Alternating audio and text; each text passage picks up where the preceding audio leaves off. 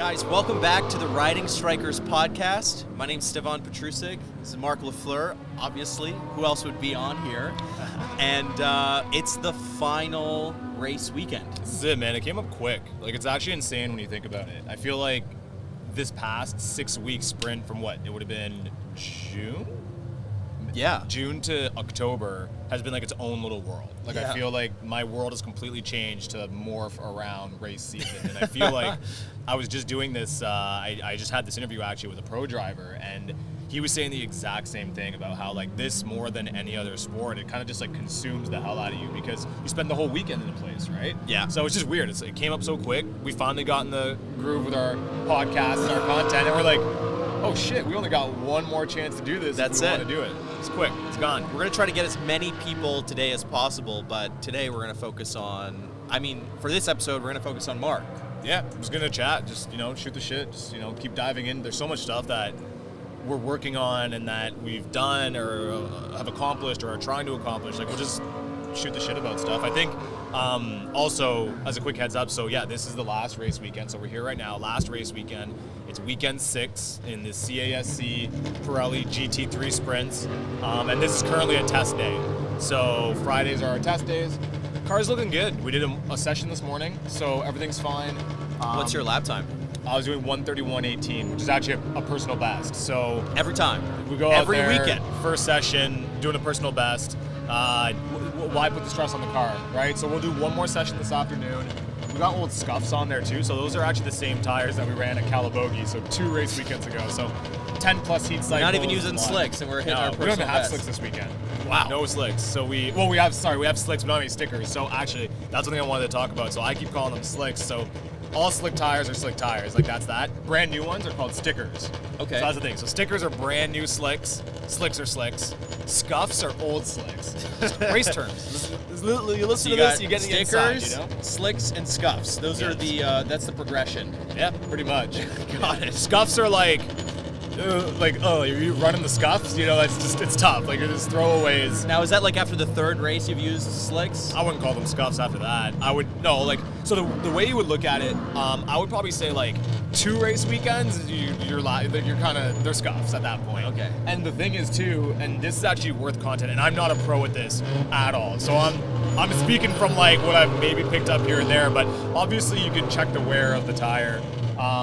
Scuffs are kind of like when they're past their wear and Got you're still it. using them. But It's like 3 old races, running shoes. You're like exactly really, Yeah. you should get a new pair. So the idea, so what we're gonna do is, look, we've already, writing's on the wall. We've clinched the championship, all right. So elephant in the room. Let's get it out of there. Like, we're champions.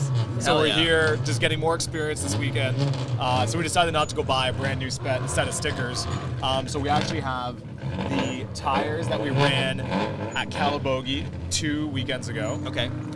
2 race weekends ago, and then we got these guys here, which are the slicks that we used from the last race weekend in Got it. 2 races. So they're still good. Like, these are fine. Like, But these aren't scuffs yet. No, these aren't scuffs at all. They're These still are great. slicks. They're These not are good. stickers. They're slicks. Yeah, They're that's pretty much making it. down the So, evolutionary They're not timeline. going to give me the same advantage as what putting a brand new set of stickers on will be, but this is a great set of tires to race on. Nothing wrong whatsoever.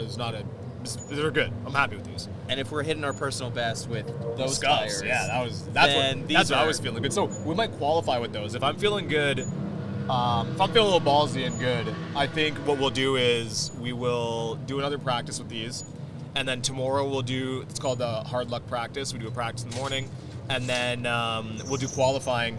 I might just leave those on for qualifying and then save these for the racing, because it's still got to go to three more races. So Got it. Yeah, went down a rabbit hole right there on the No, tire. that's awesome. Drive. I had no idea that there were stickers and scuffs. Yeah, So, oh yeah. Now we're learning. Spectrum.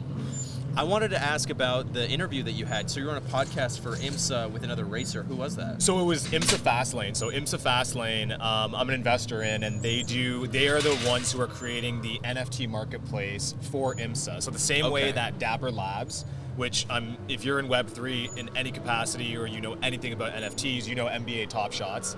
They're actually, in my opinion, what springboarded NFTs into popularity, into mainstream popularity. Okay. They are the NFT platform for the NBA. So the NBA started creating NFTs. Dapper Labs was the team, organization, business, whatever you want to call it, that was contracted to create their platform, and it just blew up. So similarly, obviously, a lot of the major sports leagues now are saying we got to do the same thing. So the NFL has NFL All Day, UFC has UFC Strike, and these are lucrative contracts. Like, these are the official licensed partner of a major league sports team. So these are bringing huge. in, like, you know, I don't have the numbers off the top of my head, but Top Shots in its prime was like in the billions. It was insane. Jesus. So IMSA Fastlane is the NBA Top Shots of the NBA. And Minty Labs is the team that is bringing IMSA Fastlane to life. So I'm an investor with them, and I'm kind of the driver. I'm kind of like their driver representing IMSA Fastlane. And so they're doing tons of content. Their launch is coming up in September. So they're launching their NFTs, their digital collectibles, in September. And they're doing tons of content. So one of them is a podcast. So they asked me to come on. And I got to be on a podcast with Kyle Raniere. Now, sorry, Kyle. I'm not trying to butcher your name, man. This guy, great dude. So listen, you know, send me the angry text if I did. But awesome guy. We met him. We met him at Road America. Okay. And he, you know, saw what IMSA Fastlane was doing. The IMSA Fastlane guys introduced me to him. We kind of just hit it off. He's a young dude, cool guy, super smart, super articulate. What does he race? He's racing in the TCR class. He's racing one of those Audis. So actually, you know the Audis we were just talking about out there? Yeah. He's racing one of those in the US in IMSA. And like, the guy races, man. He's been racing, you know, a good chunk of his life. And the podcast was really just having two completely different perspectives on driving. So me coming in as a 30-year-old trying to get into racing, and what does my journey look like, and what confusions and what challenges do I navigate compared to what is the standard traditional way of getting in when you get into it young and get into it early. So that guy worked his ass off, took huge chances. Him and his dad, you know, went around, toured all across the US trying to do it, you know, just the two of them. And just a great dude, and fast kid. Just his story is so similar in the sense that I think it's kind of where, you know, you look at successful people in general and they have that idea. His whole thing was like, I just showed up every day. He's like, every single day. He's like, I hung around the rim. I got a job at the track because I was just hanging out there every day. And eventually, after constantly showing up and asking and reaching out and cold calling someone, following the passion. He just he found his curiosity and then followed it. Yeah, well, it's just understanding that, you know, hard work, it doesn't just, like, these opportunities don't just fall on your lap. Like, everybody thinks that, oh, that person's lucky, or this person's, it's their dad, or it's their family, or it's this and it's that. And, like, sure, that might happen sometimes. But look, the majority of people have to work their asses off so much more than what people think they actually have to put into it to get even a semblance of success. So I think we kind of related on a lot of those things, you know, just different ways to approach it, but mind-boggling some of the things he was talking about and super eye-opening for me. Is there like one big takeaway that you got from the conversation or the podcast that you want to share? Honestly, you know, his big thing was that, and this is actually, this is it, and we were talking about it, is that driving is interesting because I actually, and I know all other sports fans are gonna, you know, get their, you know, be all upset about it, but I think driving is more complex because not only do you have this sort of sweet science of having to navigate the athletic part, which is how do you drive the car, like how do you, and by athletic I just mean like the technical parts of driving, like the actual skill required to drive, you also have to be a master off the track on marketing, branding, and business. Yeah. Because you don't drive without a $100,000 minimum check being written. You know what I mean? Let alone having to support that with sponsors and all this interviews, and you botch one interview and you're out the gate, and you know you can't speak well or articulate well, or you can't be sat into a conversation, or you can't be at a track and have a sponsor's VIP guest come and say, hey, how's it going? And you just, you know, have that charisma. If you don't have that, you actually, doesn't matter how good you are. And that's the thing. So I think that was a really big takeaway, was that he'd even said that he's like, I put, if not more time off the track on mastering the sport of motorsport and business than I do just focusing on being a fast driver, which was like, it was surprising, but at the same time not, because it's a lot of what we've been talking about. It is a lot that we've been because our about. weakness is going to be on the track. We got to double down on what can we do outside the track. We got to be the best outside the track, because otherwise, you know, there are going to be guys that are faster than me at this same age. Yeah. So that's they've been doing it since they were 14, and you just started now. Exactly. Well, you know, we're talking to Kyle, and he's talking about these kids starting at 4 and 5. Wow. Karting at 4 and 5. 4 and 5. Yeah. What the hell was I doing at 4 and 5? I was eating dirt at 4 and 5. Like, I think at feel 4 the and same 5, way, like mud pies. Yeah, that's pretty much it. Yeah. So I might be stuck on that for a minute. I know. I said the same thing. I was like, did you say 4 and 5 years old? Like, that's absurd. And I'm bad with babies, right? So like I look at a baby, I'm like, oh, is that like a 6-year-old? You know what I mean? Like, yeah, it's I'm like the same way. It's oh. like you don't really know. The toddler, 2 to like 7, it's kind of like a weird age. Yeah. Same way with teens, from 13 to 17, you're not really sure. You're like, are you 20 or are you 8? Yes. I have no idea. So I'm trying to think of like a 4-year-old. Now I think diapers immediately. I'm just like, a 4-year-old's got like those waddlers, but no, I guess 4-year-olds are actually, like little humans. But yeah, like you sit them into when my sisters were 4 and 5, I was taking care of them still. I can't imagine them being in a car. In a cart. It's crazy. It's wild. Insane. An open wheel cart on a track, racing. They're going quick. It's the same thing though when you look at like these kids that are skiing and snowboarding at like 3 and 4. That drives me crazy because I'm always trying to get better at snowboarding and I struggle. And you'll just be on the chairlift and watching this little kid just arms out like this, right? Because their little puffer jackets are bigger than they are, but they're just bombing it, looking great, looking sturdy as hell. You know what I think it is? It's like when you're a kid, you don't have that fear of mortality, and also your body's more malleable. Like if you get hurt, you get up. If you break something, that shit's gonna heal in like 2 weeks, 3 weeks, maybe a month. Us, like you fall, you break yourself now, you're out for a while. Yeah, it's crazy how much like your age is directly correlated with your fear of falling. Yeah, you're like, I'm 30 now, I don't want to fall. I will say one thing, I actually talk about this a lot because it fascinates me. It's not just the body, it's the mind. Kids, like their ability to learn is, honest to God, one of the most fascinating things in the world to me. And I have a couple like ready, they're sponges. I think that's what it is, right? They're sponges, and it's also not already filled with assumptions or preconceived ideas or the rules of life. So for them, anything is possible. You can do anything. Why can't you jump off that roof and roll down? Well, you actually probably can, but as an adult, we're like, well, no, you probably break a leg, and there's no possible way. But they think about it more like, okay, they're probably 1 in 2,000. There's probably.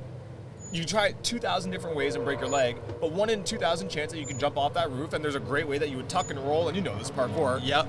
But a kid looks at it and says, oh yeah, there's the one way to do it, I'm going to find that way to do it, that's all I know. An adult, you're like, no, I'm thinking about way number 38, then I'm going to break my face. No, I think as an adult, you're already thinking about the time that you have to deal with, like, the hospital, and then who you have to call, and then this, and then you're just like, nope, you cancel it. Done with it. But a kid, all they see is the possibility. They see the thing in front of them, and they're like, okay, I see that I can go from A to B, and that's what I want. I want that. They don't see the rest. That future anxiety, it doesn't exist because that experience doesn't exist. And it's crazy to me because, you got to take it a step further because imagine, so as a kid picking up a new sport, language, sport, all this, they just pick it up so quick. So imagine at 4 and 5 when a huge input into you is now how do wheels work? How does grip on a track work? That is going to be in your soul. Like that's going to be in every cell of your body. Is just going to be comfortable on wheels. You know what I as you're saying that, I have this like really deep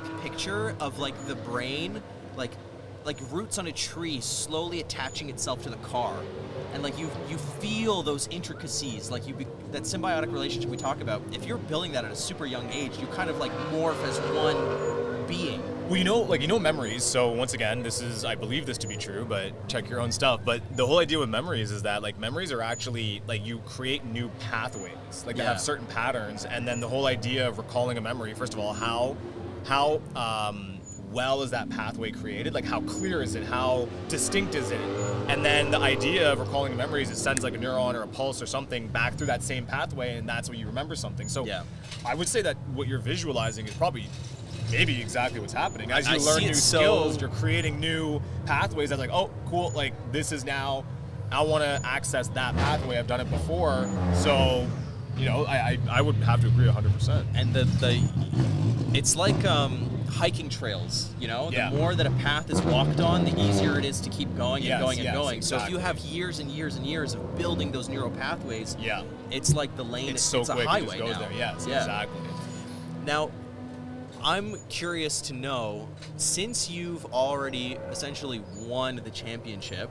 Sounds so good. Sounds so good. It does sound good. What gives you this like passion, fire, and spark to come this weekend and not just like sit and watch everybody else race and like wave your hand like the queen, be like ha ha ha, but instead you're like, no, I want to win. I need to win this weekend to like solidify it. What is that? What is that in you? Well, yeah, it was never a 1-year plan. It's a 5-year plan. So to me, cool. We won a champion. We won a championship. Business type shit. Yeah, like we won a championship. That's great. High five. Congrats. Have some champagne. But like, job's not done.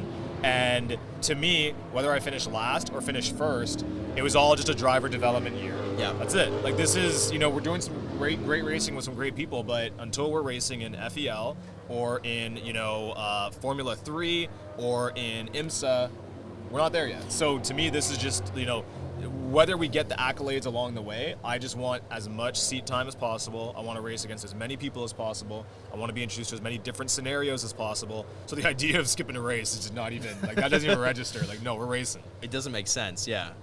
I really like that perspective and that mindset. I'm interested to figure out how we can maybe share that mindset with other people, because I think, Mark, like, that is not a typical mindset to have. The idea of like, I'm here at this moment, and this is the thing in front of me, but it's just a step to where I'm going. I think a lot of people would get caught up in the moment. Like, you'd be like, oh, I'm a champion at this, and they would like kind of hold on to it for some time. But the way that you talk about it is interesting. You're like, no, I have a 5-year plan. We're like, this is just the beginning. Yeah, well, what is that about you? Like, do you think that there's something that someone can kind of take away or adopt that mindset, or is that just like an individual type thing? Yeah, it's not special. It's just it's a way of looking at life, and I think that look, the issue in the world today, in my opinion, is everything is fast and cheap. Everything. That makes sense. Food is fast and cheap. People want fitness to be fast and cheap. Social media is fast and cheap. Content nowadays, for the most part, is fast and cheep. Like, you're a content creator. How frustrating is it that it's like, make something great in 15 seconds? It's so frustrating. So like, the problem is that you can't It's not even just that. Make something amazing, have no prep, just like make it happen. Yeah. So like, the thing to think about is that your win, like whatever your victory is, whatever the victory is, the prize at the end is always going to be bigger and greater the further out you look at it, because there's so much more time to build on it. If people want to win in a year, your win is going to be small. And a lot of people are okay with that, and a lot of people, that's first of all, if you have the mindset of working towards something, right? If you have the mindset of working towards something, even a year, if people have a goal for a year, that's actually a lot better than most. But still, that win is going to be smaller. Some people are like, I'm going to do, my New Year's resolution is to work out, and then they go 1 week, and that's it. Well, that's not even talking about the people that don't stick to their goals. Like, let's say that you're the small part of the population that's like, I'm going to go for a long-term goal. Anybody's goal at 1 year is going to be smaller than if it's a 3-year goal. It's going to be smaller than if it's a 5-year goal. It's going to be smaller than if it's a 10-year goal. The longer you can delay gratification, the bigger the prize is going to be. But that delay of gratification, first of all, is a skill that needs to be learned. But then, once again, we're not talking about executing on that. We're just talking about waking up one day and trying to figure out your life and say, I'm cool with delaying. I'm cool with delaying gratification because I want a longer goal. Start with that. And most people struggle a lot with that one. Then we can have the conversation of, okay, you've made the commitment. Great, you've made that promise to yourself. Now, are you going to lie to yourself and fail 3 months in, give up 3 months in? That's a whole other conversation. So for me, look, like I lived it, right? I did True Local, and that was a 5-year business, and we were in the absolute trenches and the gutter for 5 whole years, literally living on credit with a hole in our ceiling. Like, me and Irma literally we rented a townhome and a hole in our ceiling. We barely slept. We went out. The joke is, a lot of people think that, where we're at now, that we were winning the whole way through. And I always tell people this story, that the first time that Irma and I went out for dinner during True Local, like where it was like a date night, was about 3 months before the company sold, because we felt like we were there. And me and Irma were so excited. We were like, it was the biggest, most exciting thing that we had done. We had gone for this dinner, and we just went to like some random restaurant and went out for dinner. Yeah. So like, to put that into perspective, like, that was so exciting to us. So imagine what, the past 4 years before that would have been. So I've seen firsthand the power of delayed gratification, And if I tried to accomplish that in 1 year, maybe we sold the company for $1 million. Maybe we sold the company for $2 million. But you delay that and it gets bigger and bigger and bigger if you can execute on it. So I think for me, you hear it from a lot of people, you read it in a lot of books, and some people just inherently feel that way. I now know it. So I don't want to do anything for less than 5 years anymore, because to me, the win isn't big enough. It's not going to be big enough. When we talk about it with business, my next business, I want it to be 10 years. Yeah. Because, we did the 5-year thing. I want to see, can we get to $1 billion in 10 maybe? Maybe it's 10 years is the horizon. But for racing, I'm like, you know what? 5 years is a great amount of time to approach something new. It's a new sport. We have no idea what to expect. We're going to take it year by year, but the measure of success happens at year 5. So anything that happens in between there is just part of the journey, and year 5 is the one where it's like, okay, now we need to see the results, and now we want to see where we're at. Do you feel that gives you when I hear that, I feel a sense of peace too, because we talked about the first year and how it's just all about driver development. If you, let's say, botched this whole year, placed last, crashed your car 3 times, are you does that 5-year plan kind of give you the peace of mind to be like, that's why we did this year? Or are you more like, it gives you kind of like a push on, we need to get better, get faster, do these things because we only have 5 years to do it? Yeah, I wouldn't say it gives me a cushion, because then I think that the mechanism of wanting to commit 5 years to accomplish something greater than if it's 1 year, I think that goes out the window, and it more becomes, well, I have 5 years to I can. It pretty much gives you the cop out to not try. That's if I look at it where it's like, okay, if I did screw up the whole year, oh, no big deal, I got next year. It's not 5 rounds in the chamber. It's 5 years chronologically to continuously get better, and it's my job to try to maximize all of that time. So for me, whether I came out in first or in second, sure, the surface level enjoyment would change between the two, but the deep down core of, okay, I need to learn, I need to get better, I need to keep going, would still be there. And I would definitely look at myself and say, okay, look, this past year was a shit show. I'm very disappointed in myself. I have to come back twice as hard next year. So I wouldn't say it gives me the cop out at all, but it does give you, it just gives you a better perspective, and it just allows you to be more realistic with your goals. And there's that saying, right? People say that, you always overestimate what you can do in 1 year and underestimate what you can do in 10. And that's the truest thing ever. I see it all the time in business people. Oh, well, I've been hustling, I've been doing this, I've been doing that for however long, and they'll tell me some very, very short period of time. And I'm just like, dude, you got to show up every single day to the absolute best of your abilities, day in and day out, for 5 times longer. And then there might be some sign. It could be a big deal. It could be the stars. It could be an epiphany. It could be something that'll tell you you're on the right track, and that'll validate all of that work. But if so many people nowadays want it quick. They want it fast, and that to me is just not the way that I think it works. There are some things you can do that with. For me, if you've got fitness goals, you don't need to have 5 years worth of fitness goals if you just want to be a healthier individual, right? That's not proportionate to what you're trying to accomplish. If you're trying to win some sort of fitness competition, maybe have 5 years. But if you want to be fit for a year, okay, give that a go for a year, and that's a great amount of time. So I think it's just understanding yourself, understanding what you'll commit to. And I think one of the big things too for me is that I know myself now. I know that I can commit 5 years. I know I'm not just shooting an arbitrary number out there and every step of the way wondering, will I make it? Will I make it? I'm like, no, I could do 5 years. So the same thing if I look at, if I want to go on let's say I want to do, no junk food for a month. Okay, I know I can do no junk food for a month. If I come out and say, oh, you know what, I want to go do no junk food for 3 months, I just won't even commit that to myself, because I know it's not going to happen. I'm not motivated. There's not something big enough pushing me towards it. Or B, at this point right now, even if I was motivated, I just can't do it. So I wouldn't make that commitment. So it's about knowing yourself and making a promise to yourself and then living up to that promise to yourself. That's what can help you choose your time frames, in my opinion. How long do you think it took you to get that confidence in you? Was it the True Local situation, or was there something before that where as a kid you were like, you know what? When I commit to something, I'm going to do it, and I'm not going to commit to something that I feel uneasy about or unwary about. There's so many things that go into all of that, and it's the idea of whenever people ask about True Local or success in general, from people that have actually done it, it's so hard to isolate one thing because it is so many things that get thrown into this culture. So many world views, so many experiences, so many external, factors, people, thought process, thesis on this, that gets thrown into a cauldron and mixed up, and then you pull out this all in these levels created this. So I guess for me, it's interesting you say that, because I even believe that, and I know the question is bad, but I asked it anyway because I think in this perspective, like in racing, I don't know if you're going to get that kind of question or that perspective that frequently, because I think people have this idea or perception that it's all about racing. It's either about cars, the technical aspect, or whatever, but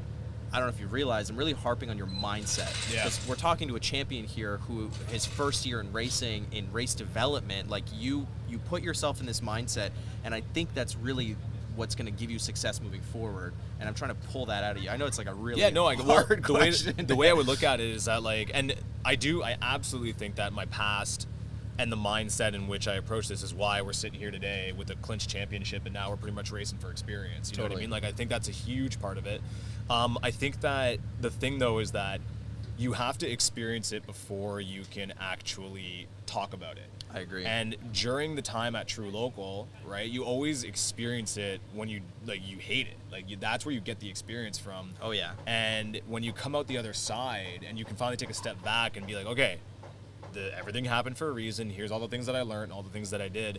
For me, so the True Local side is what taught me the execution aspect of it. It's like, you got to execute on this. You can't just make these ideas and promises. So it's not like when I started True Local, I was like, yes, I'm going to commit. I know what's going to happen. If I can just make a commitment for 5 years and live up to that, and all the things I just said that I now understand, it's not like I started True Local with that mindset. I just said, I want to be, a millionaire by the time I'm 30, and I want to sell my first company by the time I'm 30, and let's go. And then I just had to do all the problem solving along the way, and then you get yourself in so deep that really you're one of two people: either you quit or you don't, no matter how bad it gets. It's this binary at that point. It's you're either quitting or you're not. Way. And we just didn't. So we were in such bad positions sometimes, but it's not like we can give up. So being in those bad positions, you're in such a dark, dark place that you end up doing these things inherently to create positive results, whether it's to get yourself out of the dark place, whether it's to make yourself feel better about the place that you're in. So like you're maybe doing things to console yourself because you're so depressed or you're so down or you're so whatever. So you're like, I need to eat better because I absolutely feel like shit. Or maybe I am so down all the time, I need to work out more because I need to relieve stress, or I want to look better. And you start picking up good habits to offset the shit that you're in. And then you start looking at it and you're like, wow, that's interesting. What if I did that when I was in a good spot? And what does that look like? So you do those things without knowing it. Like, I didn't know it at the time. I just was like, wow, I hate everything right now. I need to do something better. So I pick up this, I pick up that, I do this, I do that, I write, I do whatever it might be. And then you just, once again, you do the next right thing. Keep doing the right things. And this is very vague, like keep doing the right things. But the point that I'm trying to make is that I didn't know it at the time while doing it. And I didn't have the mindset while doing it. Doing it is what gave me the mindset after the fact. I find that a lot of successful people, they share that same story or that sentiment. It's not about like, you're not some sort of prophet. You didn't wake up one day, like you said, and you're like, you know what, this is going to take 5 years. I know exactly how I'm going to do this. Like, let's make it happen. You followed your curiosity. You're like, I'm going to set this thing, and however the hell we get there, I'm just going to figure it out. And you followed the curiosity, and then you take a wrong path. You're like, shit, that was maybe not the way to go. And then you go, I don't like that, and you go the other way. And you pivot, and you steer, and you keep going, and then you find that. Well, so that's actually, it's funny you bring that up. So I agree 110,000%, and this is why I always tell people, I'm like, listen, in the doing stage, because to be in the mindset stage, you got to get past the doing stage. You got to do some doing to start building the mindset. Totally. And so the joke is, got my book coming out, shout out. So coming out February 7th, True Founder, coming out February 7th, and the whole premise on it is that to be successful as a first-time founder, you have no title.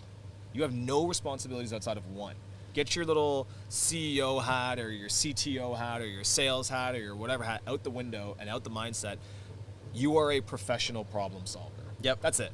Nothing else and nothing more. And up until you make enough money or get to a point where you have enough of what you want that you can consider yourself a success, your one job is to be a professional problem solver on how to get there. And that that's a mindset you can have while in the doing phase. You know, Totally. it's because it's a mindset of doing. You're not thinking, well, if I connect all of these dots and if I think about all these philosophies and these mindsets, I can be successful. No, it's one mindset.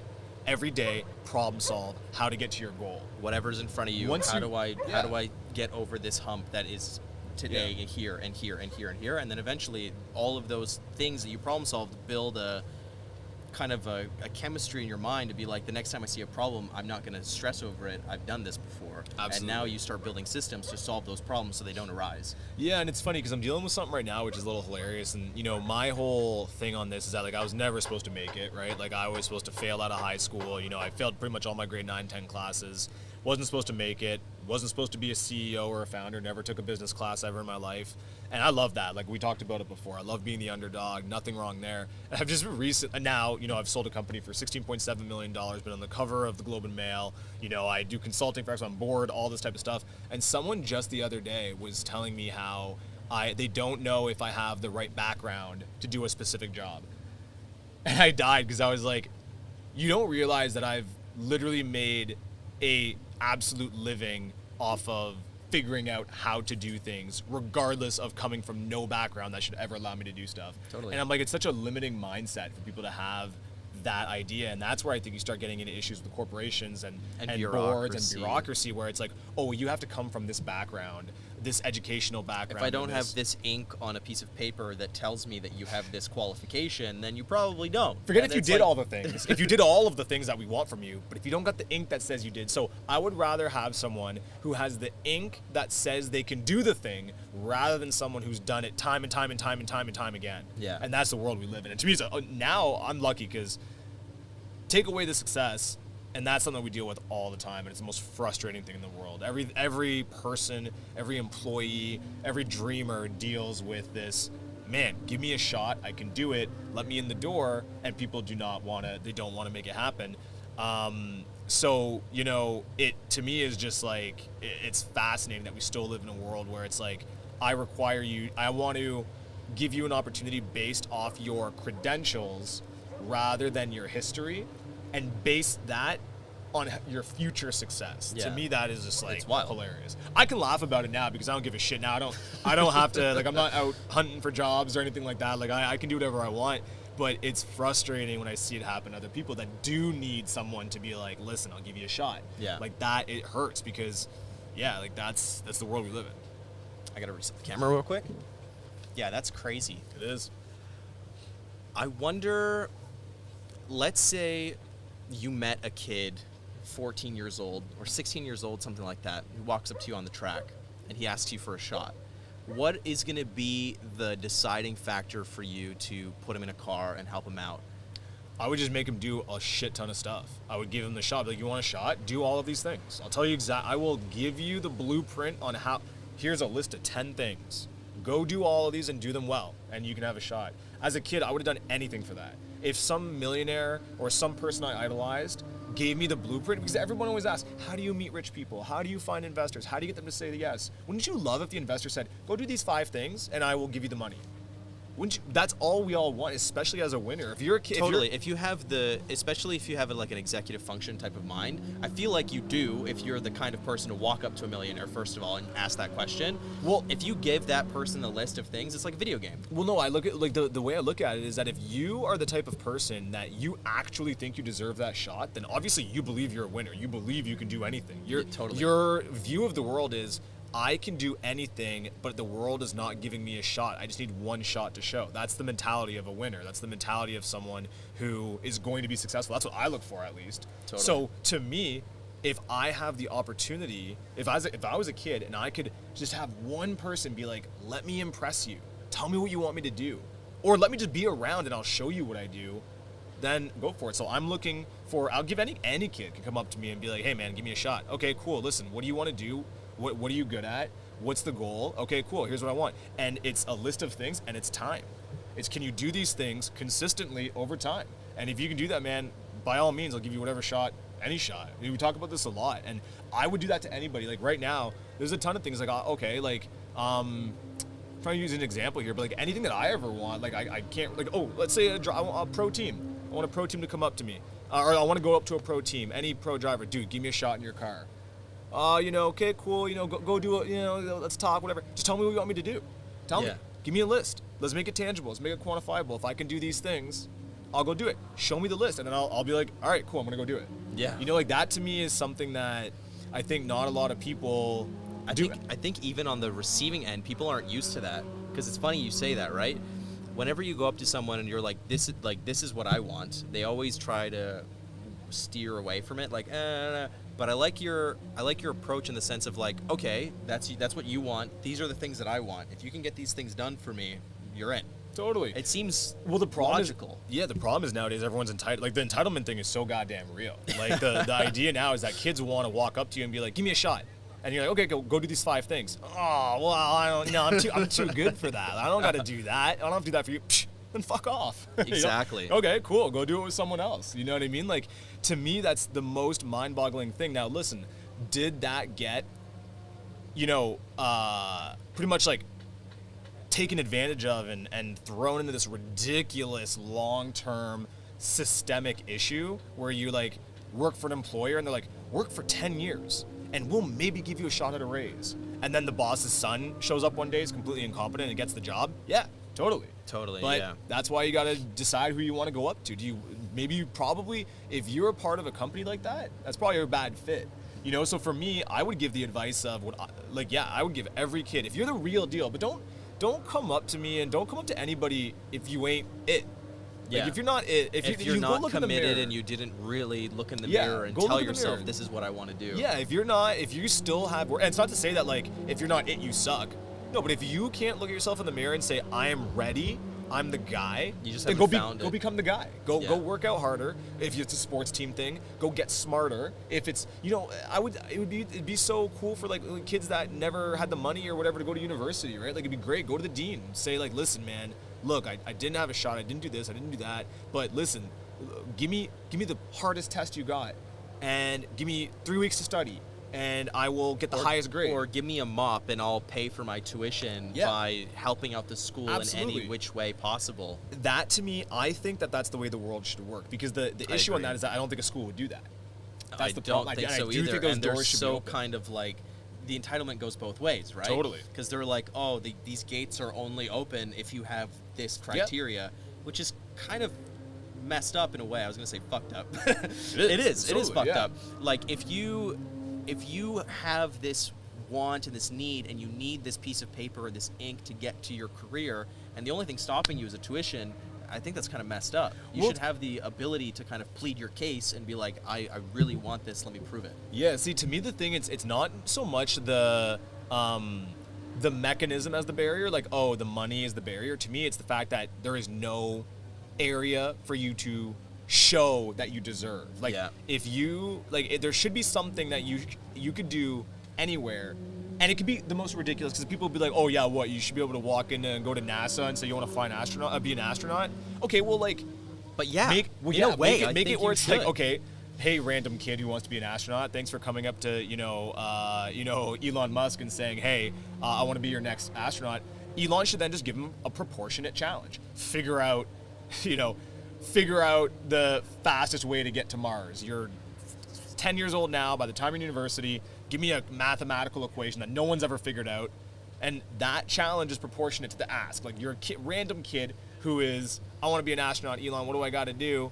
And I don't want to do it in the traditional way, which is blah, blah, I want this direct route. Okay, well then, the challenge matches the ask. And that's the way Elon would look at it. Like, if you can surpass a challenge that is so monumentous, just like your ask is as monumentous, then boom, that's an even trade. So for me, that's the way I look at everything. So I look at it from the perspective of, I'll give anybody a shot if you're willing to prove that you deserve the shot and you can do it consistently, because anybody can do a flash in the pan. Anybody can do a year.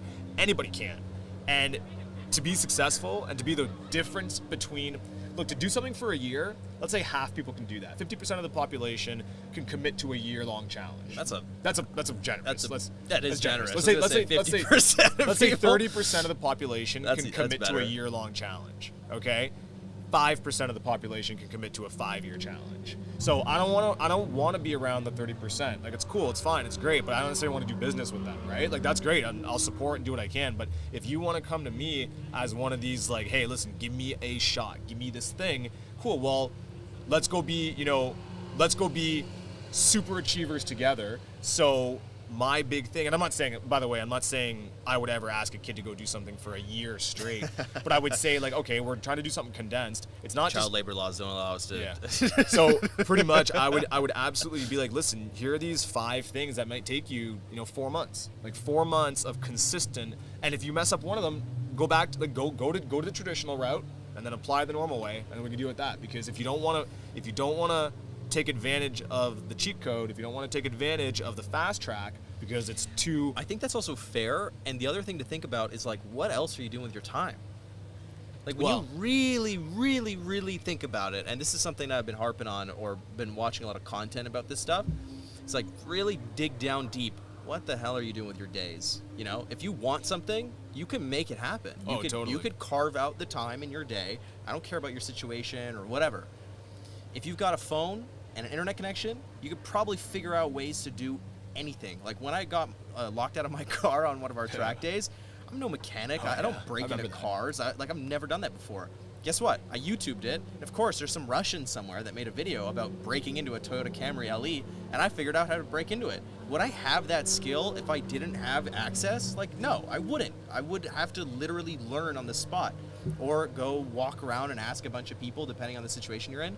But I genuinely think, in today's day and age, if you have the mindset of, I'm a problem solver, and you have a list of problems to solve, and you can just get them out of the way, you will see results. You will be a solution. You will have value. And then you have that value, you bring that value to somebody's table, and they may or may not give you a seat. Yeah, and I think the reason that people don't have that mindset, or most people don't have that mindset, is because they want everything fast, they want it now. So they look at it, it's like, oh, okay, this could take a couple hours to do. I could just not do it. I could just lay down. I could watch TikTok. I wanted it now. I was down to do it if I could get it now, but I love you see that stuff. I gotta wait a few hours. Yeah, man, that's a huge chunk of the population, and I think that a lot of people are in love with the idea of the result, but not enough people are in love with the process of getting that result. Which, to me, the process is everything. Yeah, I used to say it all the time. People, I look at it with True Local, and I'm on both sides with that, because I really, True Local was a lot of amazing things. There's a lot of beauty that came into it, but look, it was also pure misery. It was kind of like the idea of, the pendulum is swinging both ways. Depends on the day. Well, once again, okay, so here's the idea. Like, cheap thrills are easy and make you happy. Yeah. Cheap thrills are easy and make you happy. Contentment and purpose come through hard challenges. So I like to look at that as True Local. The real things that matter, I don't need the happiness. I need purpose. I need, validity. I need responsibility. I need to know that I can take whatever challenge that comes my way. Those are the things that I care about more than being happy. Totally. So I'll have no problem being 5 years of misery or 5 years of struggle to come out the other side with these amazing, amazing life skills, these amazing, amazing connections and experiences and memories. Like, and even at the end of the day, it sounds like peace of mind. Because once you have the purpose, the peace of mind comes from the confidence of now knowing that you can do the thing. Yeah. Right? So I think that, that's a big part of it. So the thing was that because we struggled so much during True Local, and I think the thing that made it easier is that we all struggled together. That's the one thing I could say we took away, is that all of us that were in it, we all struggled together. So that was the part that made it bearable. But we all struggled so much. So I was never a journeyman. I was like, I just want to get to the destination. And I realized that's fine in your first one. Like, if you're going to do a 5-year goal, you can waste your first one on just looking at the finish line. But if you want to live a good life, like if you want to actually be in a positive state of mind throughout life, you got to find enjoyment in the journey, because life is always just a journey. Like, even when you reach the finish line of one of your goals, the journey is still continuing. Your journey of life is still continuing. Yeah, it's not like the movie ends. You don't cut to credits. So you wake up the next day and you go, oh shit. Yeah, the journey's still going. So that's what I'm trying to do now, and that's why with racing, and the people I'm associating with and the next businesses that we're getting into and all this type of stuff, it's a lot more about, okay, now that I've got the security that I need from a financial standpoint, And I've always been a pretty confident guy, and I always used to tell people this. I'm like, I think that's one of the things that, you know, the team would say about me is that you can never really read, like, even if, like, my hair was on fire, you, like, just kind of always internalized it. So I think one of the biggest things is that even though I always kind of did my best to show confidence to the team and everybody around me, I think one of the things was that deep down, still no matter what, you're still always kind of like, you sure you're right? Like, you know, you sure you're right? Yeah. And even though I had, let's say, 99% confidence, it wasn't until the deal closed that I had the 100% because it all validated all the killed crazy your devil's decisions. advocate inside. Exactly. So that I'm waiting level for that of day. that confidence mixed with financial security, it makes life a lot easier to enjoy. That makes sense. So that's kind of the value that came out of it. And that's what we're taking into this. And I think that, like, that level of just kind of like, listen, if I want to commit to something, I feel like I'll be able to do it. It doesn't come from arrogance or come from, you know, just this, I read it in a book, so you should be confident, or because my hero is a confident dude. I'm like, nah, I kind of just been doing it, you know what I mean? And kind of just now is part of who I am and what I do. And I'm still only 31. Like, fuck, I'm excited to see with this mindset, like, what can I parlay this into at 40? Like, who am I going to be at 40? My whole goal, my whole thing, I think I have the, you know, what's the meaning of life figured out, to be honest. My whole meaning, and just for me, is that every, like, 10 years, I want to look back and with the younger me, look at me and be like, holy fuck, that guy's sick. Like, who is that guy? That's me? Like, I want the younger me to be proud of the me every 10 years. That, to me, if I do that every 10 years, that's the meaning winning. of life. Totally. That's the meaning of life. So that's what I get excited about, and that's why now I'm just kind of like, I want to go after these bigger challenges. I've done this thing. I'm not going to settle. I want to go, what's next? Let's make myself proud again. So racing's a huge part of that. And I think all of the things we just talked about, all of it is like these things that are in that cauldron. All of that led to this championship. Like, it's never just one thing. It's all of this shit. And hopefully now that we can take this championship and throw it in the cauldron too, well, now I'm 1% better than I was before the championship. Totally. So now we can take it on to the next. Now, who is Baby Marc's villain this weekend? Like, who's going to stop the hero from, you know, winning the 3 races and ending this championship strong? Is there anybody that you were looking out at? Just a mistake, you know, like a person? Yeah, is there anybody out there today that... Nah, honestly, like, who I've already...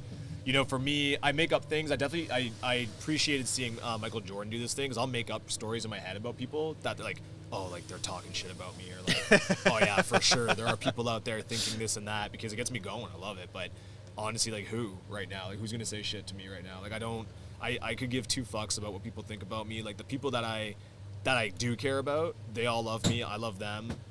My circle of friends is super small, and I have no interest in, you know, impressing other people. Like I just said, like, I just want to make myself proud. I want to make myself proud in this order. And I'm so many people are like, oh, you can't say that, or you got to put it that way. But I'm like, I start by wanting to make myself proud, and then I want to make my friends and my family proud, in that order. Because if I'm not making myself proud, there's no way I'm making anybody else proud. That makes sense. So to me, you got to start with getting yourself figured out.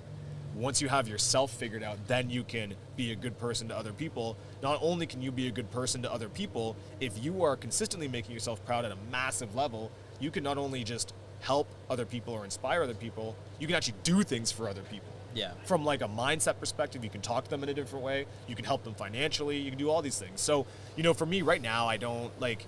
There are some people right now that are interested. Like, even just this example right now, I'm kind of starting to see it. Like, for True Local, it was really like just a bunch of the losers from my high school that, you know, you just give me such a hard time. That was like in my head every day. I'm like, I can't wait to drive around my city in a $250,000 car and just like, you know, just look back on that. And that kept me going for such a long time. So now I've done that thing.